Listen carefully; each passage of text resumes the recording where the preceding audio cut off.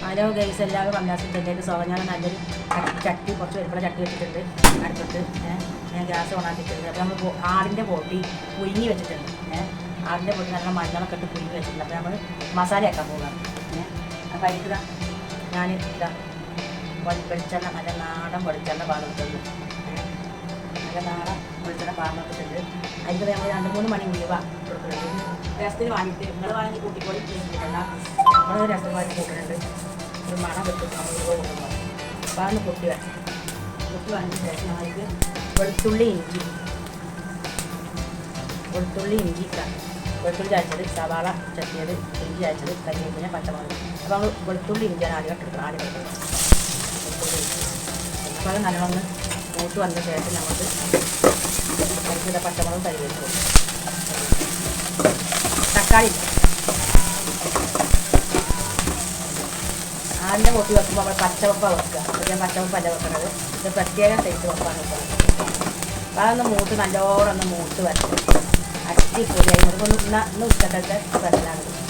അപ്പോൾ നല്ലോണം ഒന്ന് മൂത്ത് വന്നതിന് ശേഷം അതിലേക്ക് സവാള ഇട്ട്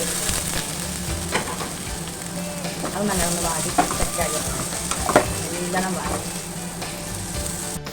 അതിൻ്റെ മസാലയിൽ ഇതാ ഗരം മസാല, ഇത് കുരുമുളക്, ഗരം മസാല പൊടി 4, പിന്നെ ബീഫ് മസാലപ്പൊടി 1/2, മല്ലി 1 സ്പൂണ്, പിന്നെ വലിയ ജീരകം പൊടിച്ചത് 1 സ്പൂണ്, മഞ്ഞൾപ്പൊടി 4, മുളക് പൊടി 1/2. അപ്പോൾ ഇതൊക്കെ ഇത് കഴിച്ചിട്ട് നമ്മൾ മസാല ഇത് നല്ലൊന്ന് വാടിയിട്ട്. അപ്പോൾ അതിൽ ഉപ്പ് കൊടുക്കാനുണ്ട്. ആ ഉള്ളിക്കൊന്ന് വാടാൻ വേണ്ടി ഉപ്പ് നമുക്ക് പാകത്തിനിട്ട് കൊടുക്കാൻ കൂട്ടുമ്പോഴൊക്കെ ചെയ്യാൻ കൂട്ടിയാൽ ബുദ്ധിമുട്ടാണ്. അപ്പോൾ പാകത്തിന് നമുക്ക് കൊടുക്കാൻ പറ്റും. ഉപ്പ് നല്ലൊന്ന് വാടിയിട്ട് നല്ല ഉപ്പും ആ ഉള്ളി ഇത് നല്ലോണം വാടി മൂത്ത് വന്നാൽ നമ്മൾ മസാലപ്പൊടി തയ്യാറാണ്.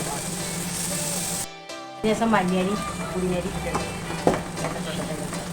നമ്മുടെ മസാല അവിടെ ഉള്ളിയൊക്കെ നല്ലോണം വെള്ളം ഉടഞ്ഞ് വന്നിട്ടുണ്ട്. അപ്പോൾ നമ്മൾ ഇതിലേക്ക് ഇതൊക്കെ ഇട്ടെടുക്കും. മസാലപ്പൊടി ഇട്ട് കൊടുക്കുകയാണ്.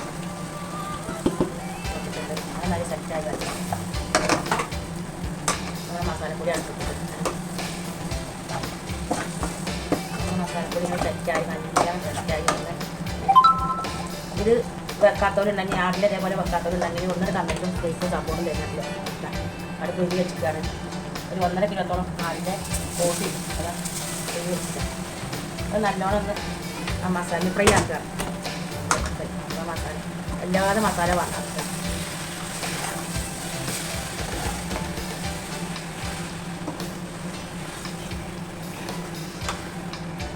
ബോട്ടി ഒന്ന് ഫ്രൈ ആക്കിയാൽ അടിപൊളി. കുറച്ച് വലിയ കഷ്ണത്തിൻ്റെ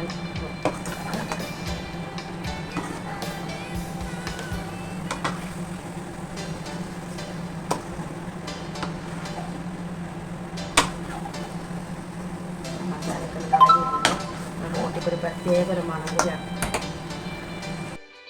നമ്മളെ ബോട്ടിയുടെ മസാലയിൽ സെറ്റായി വന്നിട്ടുണ്ടെങ്കിൽ ഒന്ന് നീര് വരിക.